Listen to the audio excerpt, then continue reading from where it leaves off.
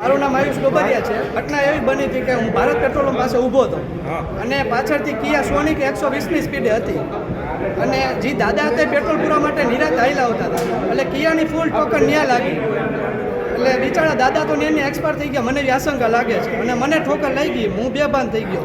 પાછળ બે છોકરીઓ હતી, બે ભાગી ગઈ અને આ બે છોકરાઓને પકડી લીધા. અંદાજે 2 કે 3 લોકો હશે. દાદાની મને આશંકા લાગે છે. મને એવી આશંકા લાગે છે કે ડ્રિંક્સ કર્યું હોય. કારમાં અંદાજે 4 લોકો સવાર હતા. અમે તો એક્ટિવા હતી મારી પાસે. હું ત્યાં ધીમે રાખીને ઊભી હજી પાછળ આપો જાતો ત્યાં મને ઠોકર આવી એટલે મારું ભાન ભૂલાયું. એક્ઝેક્ટ આ ભારત પેટ્રોલ પંપ પાસે બાપા સીતા કાળભૈરવ દાદાનું મંદિર છે તે એક્ઝેક્ટ સામે.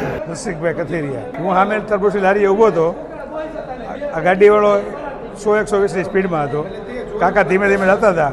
પાછળ જે ટોકર મારી કાકા 90% વહી ગયા છે. એક્ટિવા હતો એની પાસે. બીજા 3 જણા લીધા.